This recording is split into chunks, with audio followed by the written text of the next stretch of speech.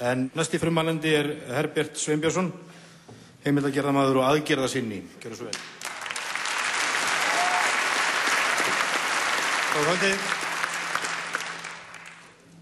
Ég almenningur, ekki þjóðin, bara svo það sé á hreinu.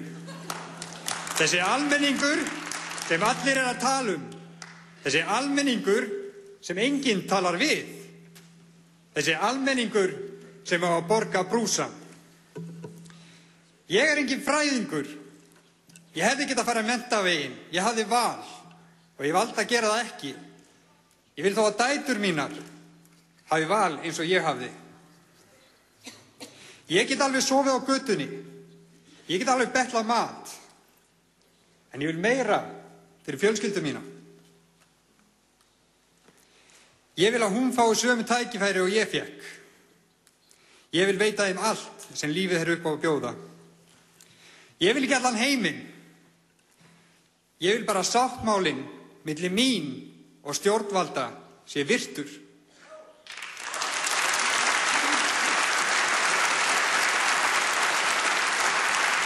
Sjálfur skal ég vinna eins og skepna fyrir öllu hinnu. Hvaða sáttmála spyrjiði?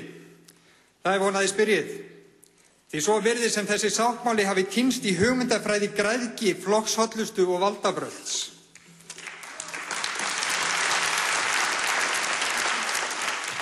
Ein af aðal ástæðum þess að mannskepnan fór að rotta sig saman og stofna samfélög var sú að menn komist að því að það væri auðveldar að verja líf sitt og eignir ef menn héldu hópinn og hjálpuðust að. Eftir því sem samfélögin urðu stærri, því minni hætta var þá að óvinahópar stælu eignum þeirra eða hreinlega dræpu þá sér til skemmtunar. Samfélagið í sinni einföldustu mynd byggist því í raun á þessari frumkvödd mannsins til að verja sig, sitt og sína. En nú þurfti einhverja reglur og það var þá sem pólitík og spilling kom til sögunar.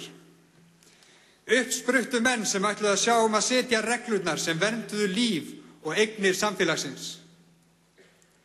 Svo fóru þessi menn að skipta sér upp í hópa. Sumir vildi hafa svona reglur, aðri vildi hafa hinsegin reglur og þá var barist. Því allir töldu sína reglur vera þær bestu. Það var svo í Aþenu það bil 500 fyrir Krist að menn settust niður og fóru að ræða málin. Og í þessum umræðum komist þeir að því að í staðinn fyrir að vera alltaf að berjast og slást hvernig ráða átti málum, þá væri kannski hægt að greiða atkvæði það. Svona gæti einföld útskýring á upphæði lýðræðisins hljómað. Síðar komu heimspekingar með þær vangaveltur að það ætti að ganga upp að hlutfallslega lítill hópur manna sem í reglur fyrir allt samfélagið. Það þyrfti að vera einhvers konar samkomulag við alla hina að fara eftir reglunum. Ef reglugerðarmennirnir, sama hvað þeir kalla sig, vilja ég fara þeirra reglum, þá verða þeir í fyrsta lagi að fá mitt umboð. Í öðru lagi að hjálpa mér að standa vörð eignir mínar og líf. Þetta sáttmálinn. Ég skal veita ykkur umboð til að búa til og framkvæma reglur. Ég skal fara eftir og virða þessu reglur, en í staðinn verði til að hjálpa mér að verja fjölskyldu mína og eignir.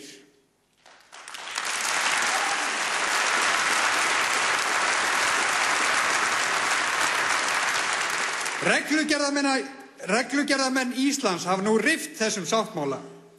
Þeim tókst ekki að verja yfir okkar. Við vorum rænd, svívirt og niðurlagt í beinni útsendingu á BBC.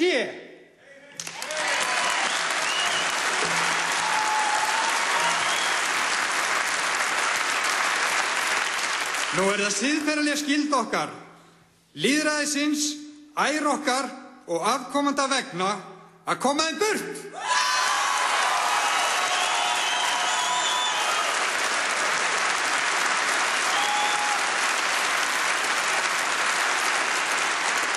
En talandi siðferði, það ekki nóg að hafa fullt af reglum til að samfélag hangi saman.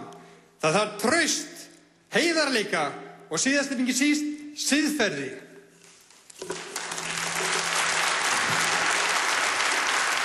Hér með auglýsi ég eftir þessum gildum, því hingað til virðist vera sem það sé í lagi að vera siðlaus og óheiðarlegur á Íslandi svo lengi sem maður fer eftir lögum.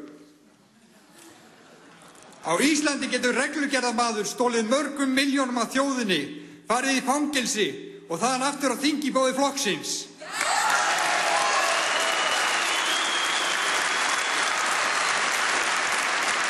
Löglegt? Já. Siðlaust? Maður spyr sig.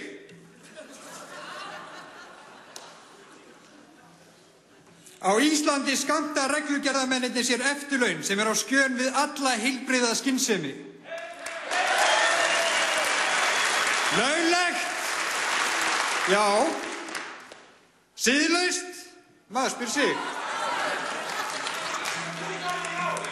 Á Íslandi fær tengdadóttir reglugerðarmanns ríkisborgararétt á 8 dögum, á meðan aðrir þurfa að bíða í fleiri ár, eða hreinlega sendir aftur þaðan sem þið komu. Löglegt? Já. Siðlaust? Maður spyr sig. Á Íslandi afskrifa bankamenn skuldir sínar. Löglegt?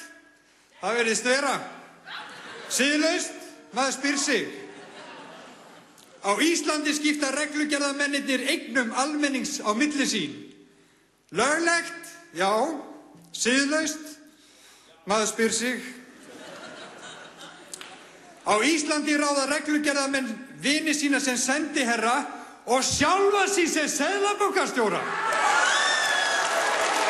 Löglegt? Já. Siðlaust? Maður spyr sig.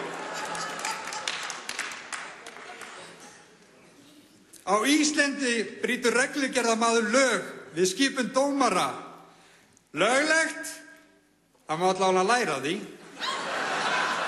Eða kannski var hann að sína borgaralega óhlýðni. Siðlaust? Maður spyr sig. Á Íslandi settu 2 reglugerðarmenn Íslendinga á lista til stuðnings innrásar sem hefur kostað 90.000 almenna borgara lífið. Löglegt? Já, það er nú bara vafamál. Það hefur alls ekki verið á það reynt. Siðlaust? Já. Siðlaust með öllu.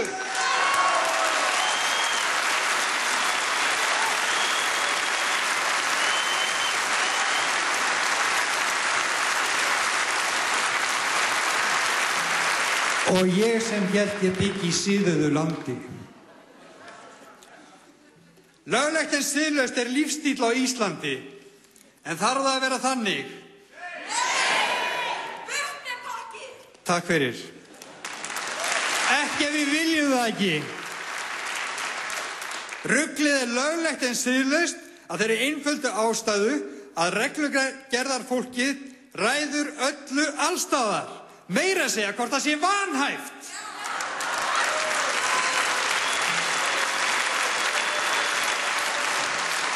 Og gott fólk, við gerðum ekkert í því. Það er ekkert aðhald hvorki frá svokölluðu fjórðavaldi né okkur almenningi. Það er annað sem virðist vanta í íslenskt samfélag, aðhald. En hvernig viljum við okkar samfélag? Nú höfum við fengið nýjan Glitni, nýjan Landsbanka, nýtt Kaupþing og nýjan Framsóknarflokk. En hvar eru nýju bankastjórarnir, nýju ráðherrarnir, nýju embættismennirnir og síðast en ekki síst, hvar er nýja Ísland?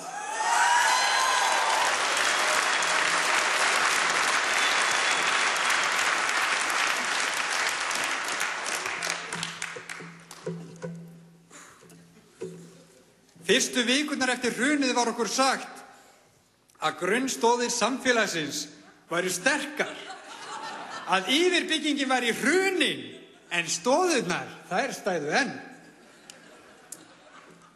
Ef þetta er afleiðing gamla Íslands, þá vil ég ekki sjá það.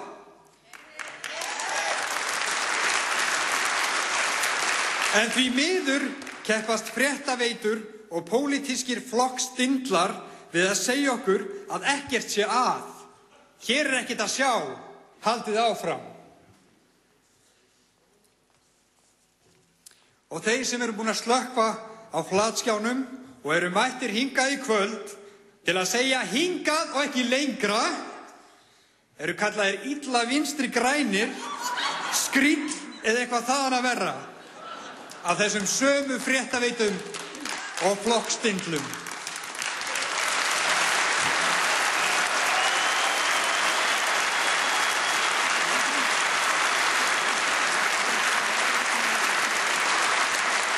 Ég vil ekki byggja á þessu stoðum.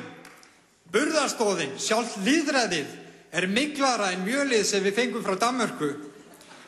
Ég hræðist fátt meira en að þessi stoð gleymist í uppbyggingunni, því þetta er mikilvægasta stoðin. Fiskurinn, fossarnir, útlendingarnir, Evrópusambandið.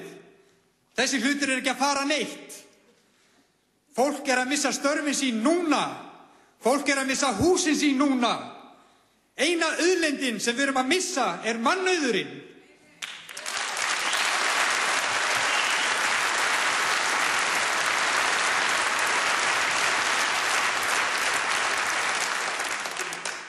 Við megum ekki stytta okkur leið. Við verðum að taka upp lýðræðislegri hætti ef við tökum okkur alvarlega sem þjóð. Við verðum að aðskilja valdaþrennuna með afgerandi hætti. Við verðum að styrkja Alþingi. Alþingi verður að fá að vera hið æðsta vald. Alþingi á að veita ráðherrum aðhald, ekki kóa með þeim endalaust. Ráðherrar eiga að vera hræddir við þingheima, ekki öfugt. Alþingi verður að hafa vald og getu til þess að draga ráðherra inn á teppið og krefjast hjá þeim svar. Því Alþingi starfar, jú eftir allt saman með umboði frá okkur, þjóðinni. Nú erum við þjóðin.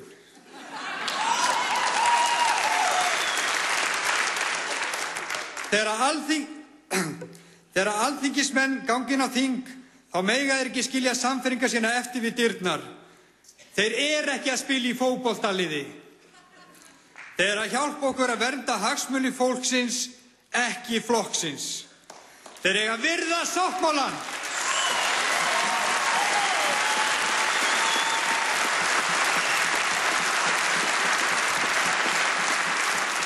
Það sem réttlætir tilvist ríkisstjórna í lýðræðissamfélagum er: í fyrsta lagi, þær eiga að vernda almenning fyrir aðsteðjandi hættum. Í öðru lagi, þær eiga að standa vörð velferð almennings. Í þriðja lagi, þær eiga að tryggja framgang réttvísinnar. Og í fjórða lagi, þær eiga að tryggja almenningi aðgang að þekkingu og sannindum eins og það gerast best á hverjum tíma. Alþingi og ríkisstjórn Íslands fá fallingum í öllum þessum þáttum.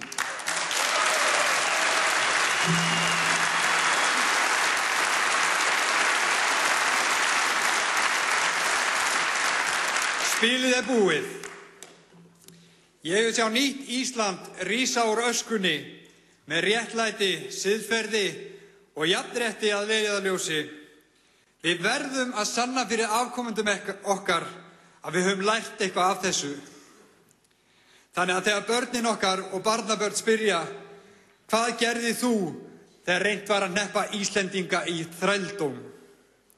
Þá getum við sagt: ég stóð upp.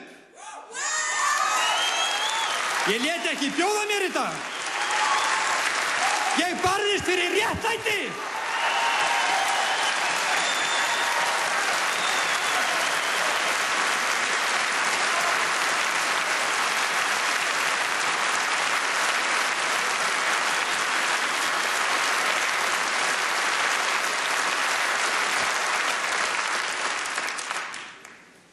Íslendingar, Ég er almenningur og ég þarfnast ykkar hjálpar. Takk fyrir mig.